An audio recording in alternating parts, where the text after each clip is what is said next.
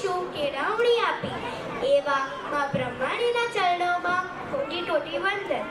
અત્રે ઉપસ્થિત પ્રજાપતિ સમાજના ભવિષ્યની બૌદ્ધિક સંપદા અને વડીલોને કોટી કોટી વંદન. વેરાવળની સુપુત્રી આ શ્રેષ્ઠ પ્રજાપતિના સહર્ષ વંદન. સમાજની એકતા અને અખંડિતતા માટે ચિંતન અને મનનની જરૂર છે. હું ક્યાં છું, પરિવાર ક્યાં છે, સમાજ કેવી હાલતમાં છે, આવા સમાજના બધા આગેવાનોએ એકજૂથ થઈને ચિંતન કરવાની જરૂર છે. સમાજના આંતરિક મતભેદો ભૂલી આગળ આવવાની જરૂરત છે. અન્ય સમાજમાંથી શીખીને સમાજના દીકરા દીકરીઓ માટે ભાવિ આયોજન કેવું હોય તેના માટે સંવાદની જરૂર છે.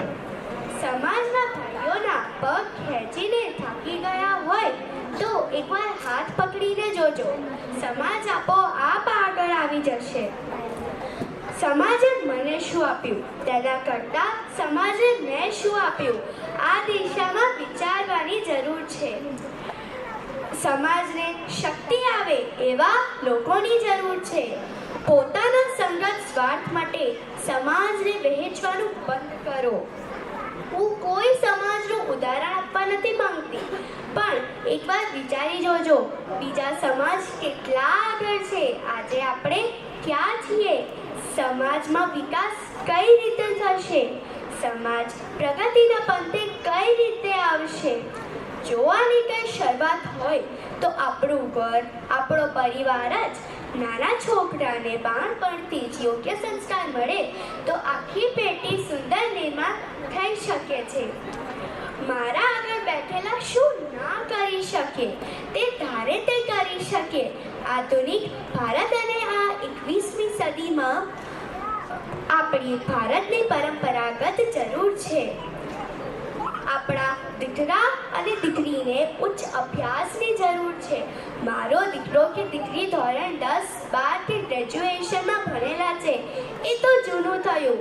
હવે તમારા દીકરા કે દીકરીને મલ્ટીનેશનલ કંપનીમાં સિંહાસન પર બિરાજમાન થાય તે માટે યોગ્ય અભ્યાસની જરૂર છે. આ નાનકડી દીકરી વિનંતી કરે છે કે કંઈક કમર કાદવમાં ખીલીને અર્થાત તંગીના કારણે મુરઝાઈ ગયા. મોટા મોટા શહેરો, તાલુકાના હોસ્ટેલ અને સર્વિસ સેન્ટર ઊભા કરવાની જરૂર છે. સમાજના શ્રીમંત લોકોએ આગળ આવીને જરૂરિયાતમંદને મદદ કરે તે માટે આ નાનકડી દીકરી હૃદયની લાગણી છે.